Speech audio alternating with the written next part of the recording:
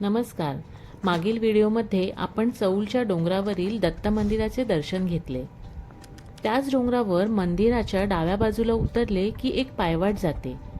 त्या पायवाटेने खाली उतरले की हिंगुळजा देवीचे मंदिर आहे. ह्या मंदिराजवळ येण्यासाठी वावे बायपास रोड दत्त मंदिर कमानीच्या पुढे गेले की हिंगुळजा माता मंदिर कमान लागते. गायचोळे या गावात. तेथून 158 पायऱ्यांवर हे मंदिर आहे. श्री हिंगुळजा देवी हे 52 शक्तिपीठापैकी एक आहे. या शक्तिपीठाचे मूळ स्थान पाकिस्तानातील बलुचिस्तान येथे आहे. पुराणातील प्रसिद्ध कथेनुसार राजा दक्ष याने आपल्या यज्ञात आपलाच जावई शंकराला बोलावले नाही. शंकराच्या पत्नीला म्हणजे सतीला हा अपमान सहन न झाल्यामुळे तिने त्याच यज्ञात उडी घेतली, परंतु तिचे शरीर जळाले नाही. उद्विग्न झालेल्या शंकराने ते शरीर पाठीवर टाकले आणि तो मार्गक्रमण करू लागला. त्या शरीराचे विविध अवयव पृथ्वीवर अनेक ठिकाणी पडत गेले. ज्या ज्या ठिकाणी ते अवयव पडले त्या त्या ठिकाणी शक्तिपीठे तयार झाली. या कथेनुसार सतीचे शिर जेथे पडले ते स्थान आता पाकिस्तानातील बलुचिस्तान या प्रांतात आहे. बलुचिस्तान प्रांतातल्या मकरान टेकड्यांच्या प्रदेशात हिंगोळ नदीच्या काठावर एका गुहेमध्ये हिंगुळजा देवी हे हिंदूंचे पवित्र क्षेत्र वसलेले आहे. आज तिथे जाणं कठीण असले तरीही कोकणातील रायगड जिल्ह्यातील अलिबाग येथील चौलच्या डोंगरावर तिथल्या प्राचीन लेण्यांमध्येही हिंगुळजा मातेचे वास्तव्य आहे. तर आपण इकडे जाऊन दर्शन करूयात.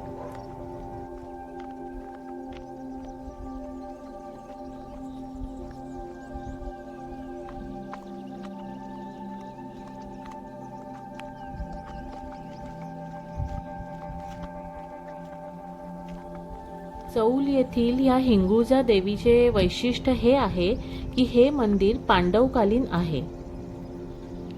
भन्साळी मंडळींचे हे एक प्रमुख आराध्य दैवत आहे. चौल येथील लेण्यांमध्येच खडकात कोरून काढलेल्या एका गुहेत हे मंदिर आहे.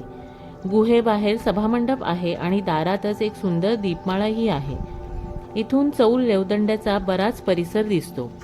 हिंगुळजा मातेची मंदिरे गुजरात आणि राजस्थानात तेथेही आहेत. तसेच गडहिंग्लज हे कोल्हापूर जिल्ह्याच्या दक्षिणेला असलेल्या तालुक्याचे गाव. हिंगुळजा देवीचा गड म्हणून गडहिंग्लज हे नाव पडले. याच गडहिंग्लज मध्येही एका छोट्याशा टेकडीवर हिंगुळजा देवीचे मंदिर वसलेले आहे.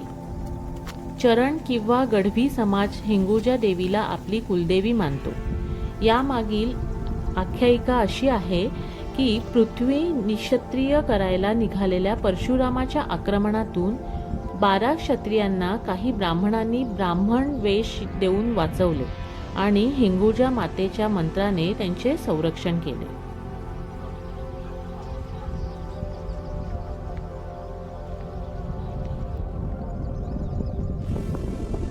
आपण दत्त मंदिराकडून जर आलो तर अशी ही पायवाट आपल्याला लागते आणि या पायवाटेने पुढे खाली असं उतरत जाऊन मग आपल्याला हिंगुळजा देवीचे मंदिर लागते.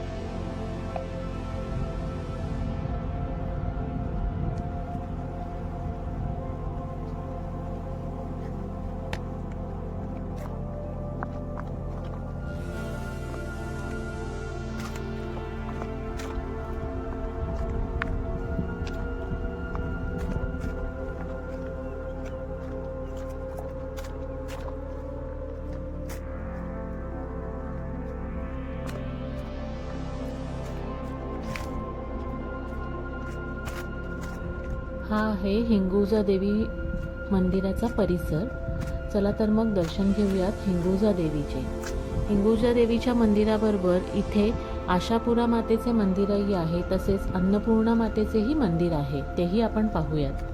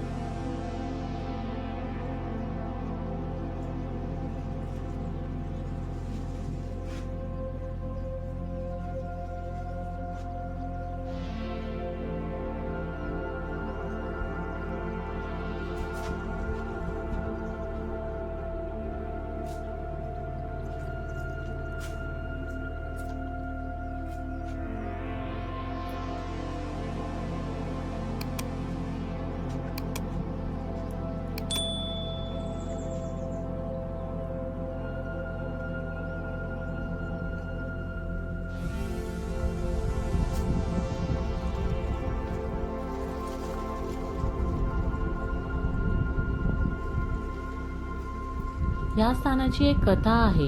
ती अशी की पांडव वनवासात असताना त्यांना हा परिसर आवडला आणि त्यांना वाटले की आपण इथे काहीतरी करावे. त्यावेळी येथे 21 बहिणी होत्या. हिंगळादेवी, महालक्ष्मी, पद्मावती, चंपावती, एकवीरा, भगवती अशा 21 बहिणी होत्या. त्यांच्याकडून पांडवांनी 365 मंदिरे आणि 365 तलाव बांधण्याची अनुमती मागितली. देवींनी त्यांना अनुमती दिली, पण त्यांनी एक अट ठेवली की तुम्ही ही मंदिरे एका रात्रीमध्ये बांधायची. एका रात्रीत ही मंदिरे पांडव बांधू शकणार नाही असे देवींना वाटले. पण पांडवांनी 6 महिन्याची एक रात्र केली. म्हणजेच त्यांनी सूर्य उगवणे, पशुपक्षी आरवणे हे बंद केले आणि मंदिरे बांधायला चालू केली. मंदिरे बांधताच देवीच्या लक्षात आले की जर इकडे 365 मंदिरे झाली तर आपले महत्त्व कमी होईल. म्हणून देवीने कोंबड्याचे रूप घेऊन ती आरवली आणि पहाट झाली. आणि जशी पहाट झाली त्यामुळे पांडवांना काम बंद करावे लागले. पांडव म्हणाले, आपण तर सगळं बंद केलं होतं, मग कोंबडा कुठून आरवतो? हे पाहण्यासाठी ते ह्या जागी आले. त्यावेळी देवीने कोंबड्याचे रूप घेतले होते हे अर्जुनाला माहीत नव्हते. तर अर्जुनाने रागाने त्या कोंबड्याला बाण मारला आणि म्हणूनच हिंगुजा देवीचे तोंड उघडे आहे असे म्हटले जाते.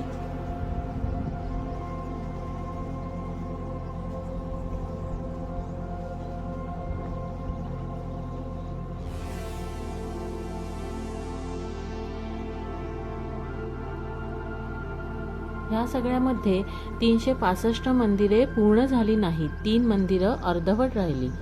जर 365 मंदिरं ह्या ठिकाणी पूर्ण झाली असती तर चौल या क्षेत्राला काशीचे महत्त्व प्राप्त झाले असते असे म्हणतात.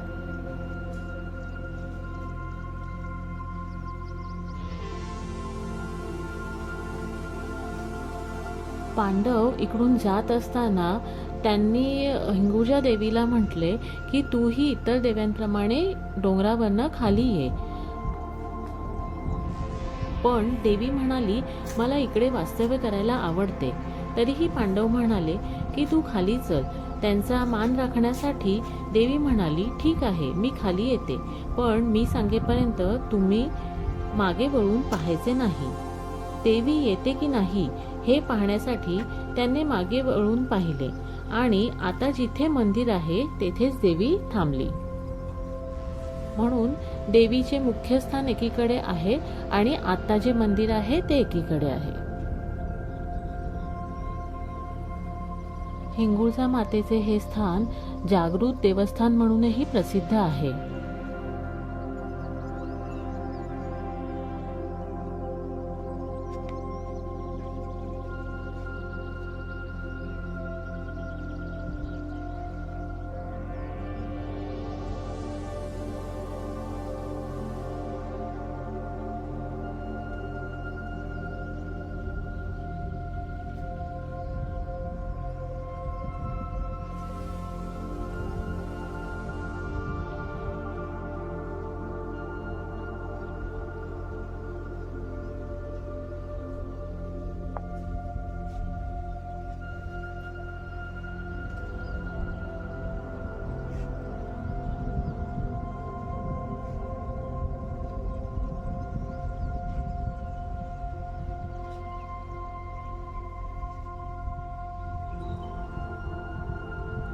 असे हे निसर्गरम्य परिसरात असलेले मंदिर पाहायला एकदा तरी नक्की या.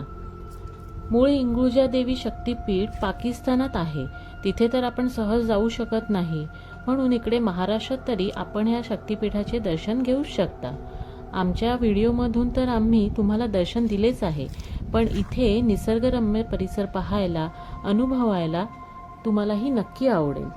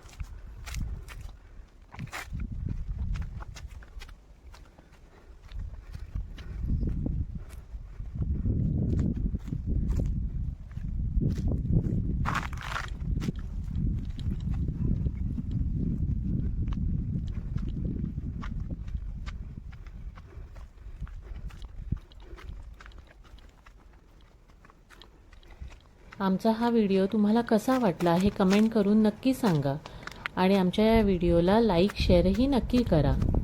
धन्यवाद.